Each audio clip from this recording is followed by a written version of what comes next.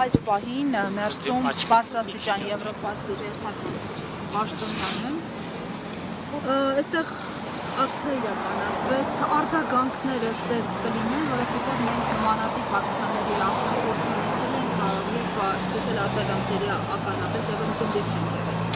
Տեսեք, շատ տարօրինակ կլինի, եթե չիրականացվի ակցիա եւ շատ անբնական ու անհասկանալի կլինի, երբ մեր խորհրդարանական դիվանագիտության շրջանակներում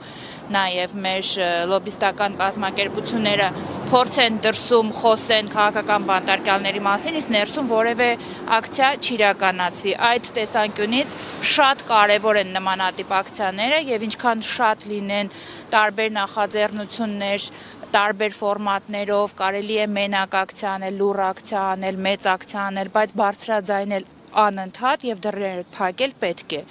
Ինչ վերաբերում է արդյունքներին, ցավոք արդեն 8-րդ տարին է լրանում, ինչ մենք տեսնում ենք, որ միջազգային կառույցները կարծես թե շեղվել են իրենց իսկ որդեգրած ժողովրդավարական եւ մարդու իրավունքների պաշտպանության ուղուց եւ հենց միջազգային կառույցներն են, որ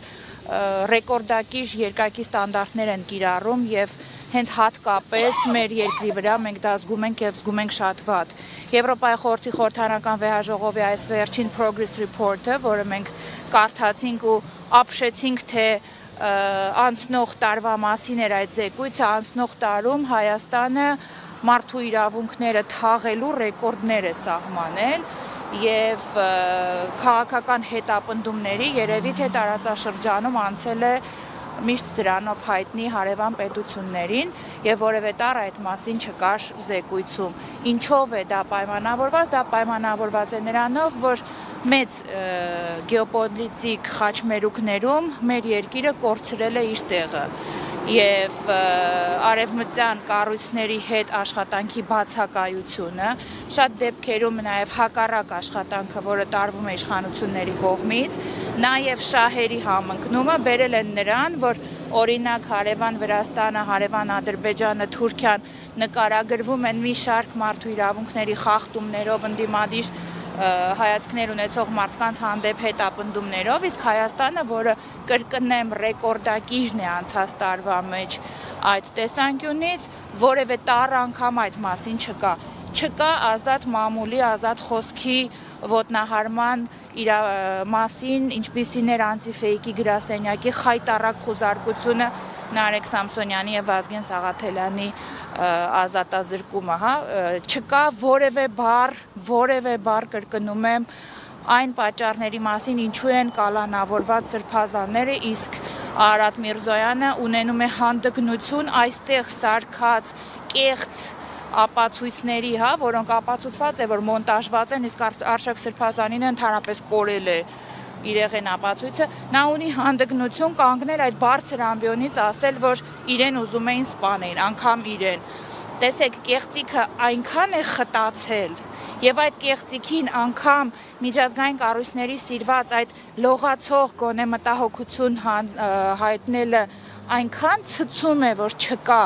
որ մենք այսօր գործ ունենք մի իշխանության հետ, որը վայելում է միջազգային կառույցների հովանավորությունը։ Թե ինչ պատճառներով է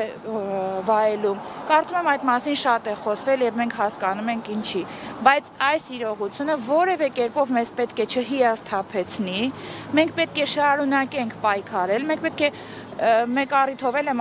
ասեմ, պաշտպանենք եվրոպական արժեքները եվրոպական կառույցներից։ Մարդու իրավունքների հանձնակատարը, որը այստեղ է գտնվում, պետք է պարտադիր տեղեկացած լինի, որ 15 օր հացադուլի մեջ գտնված Նարեկ Սամսոնյանի մոտ լուրջ առողջական խնդիրներ են ի հայտ եկել, իսկ ինչպես մենք տեսանք զարգացումներից, որևէ տառ, որևէ արձագանք, որևէ այց, որևէ մեկի կողմից իրավասու մարմինների, մարդու իրավունքների պաշտպանի միջազգային կառույցների կողմից չի եղել։ Չեն եղել այցելություններ մյուս քաղաքական բանտարկյալների, մարդուն մենք ունենք սարսափելի դեպք է, մարդուն միայն մեր ձևով արտահայտության համար